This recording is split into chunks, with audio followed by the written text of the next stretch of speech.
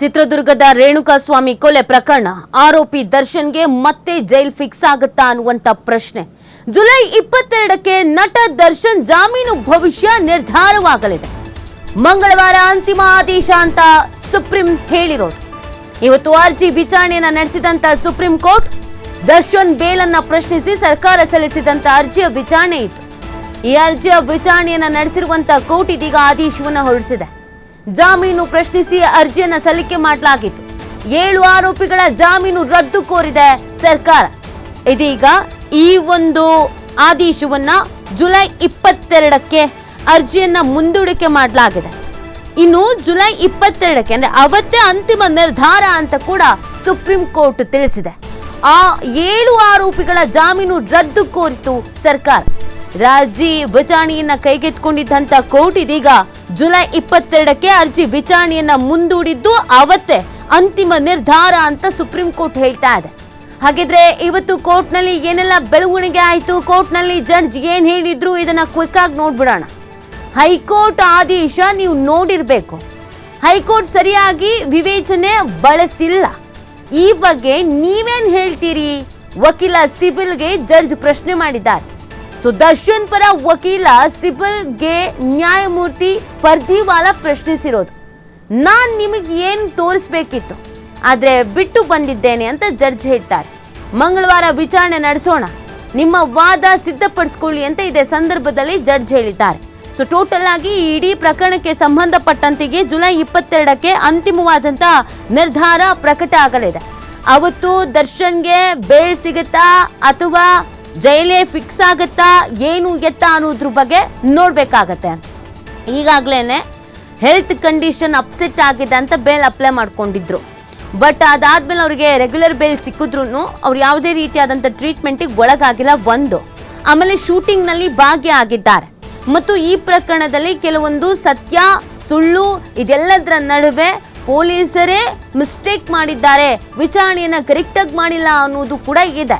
So ಹಾಗಾಗಿ ಈ ಪ್ರಕರಣದಲ್ಲಿ ಯಾವಾಗ ಒಂದು ಇತ್ಯರ್ಥ ಅನ್ನೋದು ಆಗತ್ತೆ, ತಾರ್ಕಿಕ ಅಂತ್ಯ ಅನ್ನೋದು ಬರುತ್ತೆ, 1 ವರ್ಷ ಆದ್ರೂ ಕೂಡ ಇನ್ನೂ ಈ ಕೊಲೆ ಕೇಸ್ನ ಆರೋಪಿಗಳು ಯಾರು ಅನ್ನೋದು, ಅಪರಾಧಿಗಳು ಯಾರು ಅನ್ನೋದು ಕನ್ಫರ್ಮ್ ಆಗ್ತಾ ಇಲ್ಲ ಅನ್ನೋದೊಂದು ಪ್ರಶ್ನೆ ಇತ್ತು. ರೇಣುಕಾಸ್ವಾಮಿ ಕುಟುಂಬದವರು ಕೂಡ ಅದನ್ನೇ ಹೇಳ್ತಾ ಇದ್ದಿದ್ದು, 1 ವರ್ಷ ಕಳೀತಾ ಬಂತು, ನಮ್ಗೆ ಇನ್ನೂ ಕೂಡ ನ್ಯಾಯ ಅನ್ನೋದು ಸಿಕ್ಕಿಲ್ಲ ಅಂತ. ಈ ಪ್ರಕರಣದಲ್ಲಿ ಸಿಕ್ಕಾಪಟ್ಟೆ ಹೈಡ್ರಾಮಗಳಾಗಿದ್ದಂತೂ ಹೌದು. ಸೊ ಹೀಗಿರ್ಬೇಕಾದ್ರೆ ವಾಟ್ ನೆಕ್ಸ್ಟ್ ಅನ್ನೋ ಪ್ರಶ್ನೆ, ಅಂತಿಮವಾಗಿ ತಾರ್ಕಿಕವಾಗಿ ಏನ್ ಅಂತ್ಯ ಕಾಡುತ್ತೆ ಈ ಒಂದು ಪ್ರಕರಣ ಅನ್ನೋದು ಎಲ್ರಿಗೂ ಇರುವಂತ ಕುತೂಹಲ ಆಗಿದೆ. ಯಾಕೆ ಅಂತಂದ್ರೆ ಸೆಲೆಬ್ರಿಟಿಯ ಹೆಸರು ಈ ಪ್ರಕರಣದಲ್ಲಿ ಇರೋದು, ಇದು ಸಾಕಷ್ಟು ಸುದ್ದಿ ಆಗಿತ್ತು. ಹಾಗಾಗಿ ಈ ಪ್ರಕರಣದ ತೀರ್ಪು ಏನಾಗಿರುತ್ತೆ ಅನ್ನೋದೊಂದು ಪ್ರಶ್ನೆ. ಜುಲೈ 22ಕ್ಕೆ ಅರ್ಜಿ ವಿಚಾರಣೆಯನ್ನ ಮುಂದಿಡಿದ್ದು ಅದೇ ಜುಲೈ 22ಕ್ಕೆ ಅವತ್ತೇನೆ ಅಂತಿಮ ನಿರ್ಧಾರ ಅಂತ ಸುಪ್ರೀಂ ಕೋರ್ಟ್ ಹೇಳ್ತಾ ಇದೆ. ಹಾಗಾಗಿ ಅಂತಿಮ ನಿರ್ಧಾರ ಅಂತಂದ್ರೆ ಅವತ್ತು ಏನ್ ಆದೇಶ ಬರುತ್ತೆ ಅನ್ನೋದ್ರ ಮೇಲೆ ಇದೀಗ ಎಲ್ಲರ ಚಿತ್ತವೂ ಕೂಡ ಇದೆ. ಸೊ ಅವತ್ತೇನಾದ್ರೂ ಬೇಲ್ ಕ್ಯಾನ್ಸಲ್ ಆಗುತ್ತೆ ಅಂತ ಆಗುತ್ತೋ, ಜೈಲೇ ಫಿಕ್ಸು ಅಂತ ಆಗುತ್ತೋ, ಅಥವಾ ಈ ಪ್ರಕರಣದಲ್ಲಿ ದರ್ಶನ್ ಪಾತ್ರ ಇಲ್ಲ ಅಂತ ಆಗುತ್ತೋ, ಏನಾಗತ್ತೆ ಅನ್ನೋದು ಪ್ರಶ್ನೆ. ಅದಲ್ದೇನೆ ಇವತ್ತು ಬೇರೆ ನಾವು ನಿಮಗೇನೋ ತೋರಿಸ್ಬೇಕಾಗಿತ್ತು ಅಂತ ಜಡ್ಜ್ ಬಳಿ ಹೇಳ್ಕೊಂಡಿದ್ದಾರೆ. ಅದೇನಾದ್ರೂ ಪ್ರಮುಖ ಸಾಕ್ಷಿ ಏನಾದ್ರೂ ಆಗಿದೆಯೋ, ಅದೇನ್ ತೋರಿಸ್ಬೇಕು ಅಂತ ಹೇಳಿದ್ರೋ, ಇದು ಕೂಡ ಕುತೂಹಲ. ನ್ಯಾಯಮೂರ್ತಿ ಕುನ್ನಾಸ್ ಏಕಸದಸ್ಯ ಆಯೋಗದ ವರದಿ ಸಲ್ಲಿಕೆ ಏನು ಮಾಡಲಾಗಿತ್ತು, ಇದಕ್ಕಿಂತ ಹಿಂದೆ ಏನು ಸಮಿತಿಯನ್ನ ರಚನೆ ಮಾಡಲಾಗಿತ್ತು, ಇದಕ್ಕೆ ಸಂಬಂಧಪಟ್ಟಂತೆಗೆ ಅದು ಕೂಡ ಇಲ್ಲಿ ವಿಚಾರಣಾ ಸಂದರ್ಭದಲ್ಲಿ ಬಹಳ ಇಂಪಾರ್ಟೆಂಟ್ ಆಗುತ್ತೆ. ದರ್ಶನ್ ಪರ ವಕೀಲ ಸಿಬಿಲ್ಗೆ ನ್ಯಾಯಮೂರ್ತಿ ಪರ್ದಿವಾಲಾ ಅವರು ಪ್ರಶ್ನೆಯನ್ನ ಮಾಡಿದ್ದಾರೆ. ಮಂಗಳವಾರ ವಿಚಾರಣೆಯನ್ನ ನಡೆಸೋಣ ಅಂತ ಹೇಳಿದ್ದಾರೆ. ಸೊ ನಿಮ್ಮ ವಾದವನ್ನ ಸಿದ್ಧಪಡಿಸ್ಕೊಳ್ಳಿ ಅಂತ ಕೂಡ ಜಡ್ಜ್ ಇದೇ ಸಂದರ್ಭದಲ್ಲಿ ಹೇಳಿರುವಂಥದ್ದು.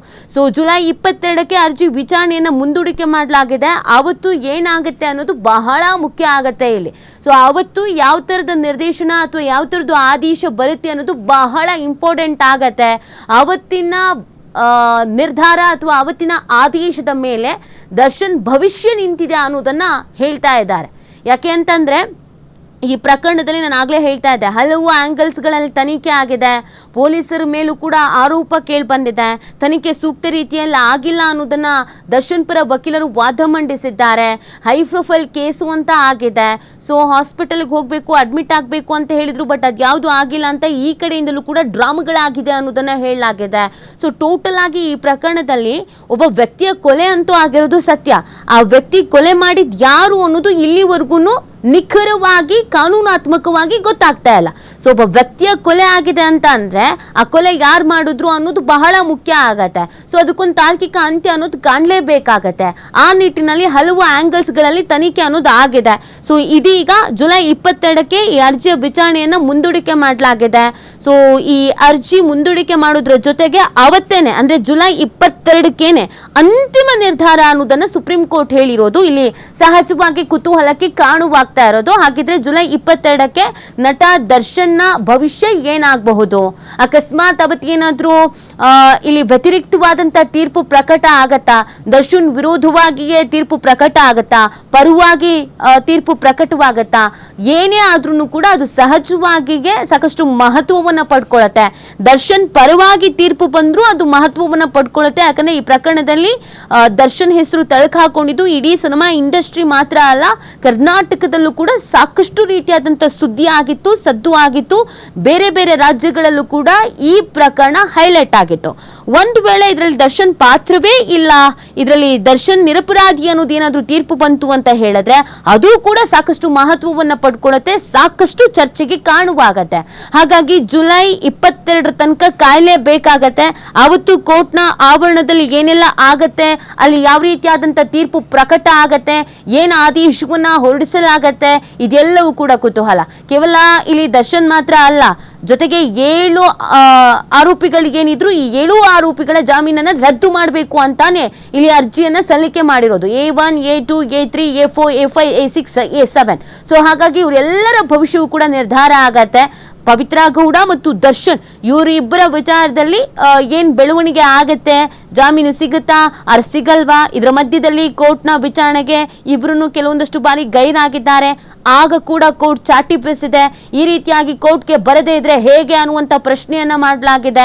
ಹಾಗಾಗಿ ಈ ಪ್ರಕರಣದಲ್ಲಿ ಒಂದಷ್ಟು ಡೆವಲಪ್ಮೆಂಟ್ ಆಗಿರೋದು ಸಾಕಷ್ಟು ಕುತೂಹಲಕ್ಕೆ ಕಾರಣವಾಗಿತ್ತು. ಸೊ ಇಡೀ ರಾಜ್ಯದ ಜನತೆ ಕೂಡ ಈ ಪ್ರಕರಣವನ್ನ ತೀರಾ ಹತ್ತಿರದಿಂದ ಫಾಲೋ ಅಪ್ ಮಾಡ್ತಾ ಇದ್ರು. ಕಾರಣ ಈ ಪ್ರಕರಣ ಅಷ್ಟು ಹೈಪ್ ಅನ್ನ ಪಡ್ಕೊಂಡಿತ್ತು. ಸೊ ಹೀಗಿರ್ಬೇಕಾದ್ರೆ ತೀರ್ಪಿನ ಮೇಲೆ ಎಲ್ಲರ ಚಿತ್ತವೂ ಇದೆ, ತೀರ್ಪಿನ ಮೇಲೆ ಎಲ್ಲರ ಗಮನವೂ ಕೂಡ ಇದೆ. ಯಾವ ತರದ ತೀರ್ಪು ಪ್ರಕಟ ಆಗಬಹುದು, ಇಲ್ಲಿ ದರ್ಶನ್ಗೆ ರಿಲೀಫ್ ಅನ್ನೋದು ಸಿಗುತ್ತಾ ಅಥವಾ ದರ್ಶನ್ ಕಾನೂನಿನ ಕಂಟಕವನ್ನ ಮತ್ತಷ್ಟು ಎದುರಿಸಬೇಕಾಗತ್ತಾ? ಸೊ ವಾಟ್ ನೆಕ್ಸ್ಟ್ ಅನ್ನುವಂಥದ್ದು ಕುತೂಹಲ ಇದೆ. ಜುಲೈ 22ರವರೆಗೂ ಕಾಯಬೇಕಾಗತ್ತೆ. ಜುಲೈ 22ಕ್ಕೆ ಕೋರ್ಟ್ನಲ್ಲಿ ಏನು ಆದೇಶ, ಏನು ತೀರ್ಪು ಬರುತ್ತೆ ಅನ್ನೋದ್ರ ಮೇಲೆ ಎಲ್ಲವೂ ಕೂಡ ನಿಂತಿದೆ. ಈಗಾಗಲೇ ದರ್ಶನ್ ಪರ ವಕೀಲರು ಸಾಕಷ್ಟು ವಾದವನ್ನು ಮಂಡಿಸಿದ್ದಾರೆ.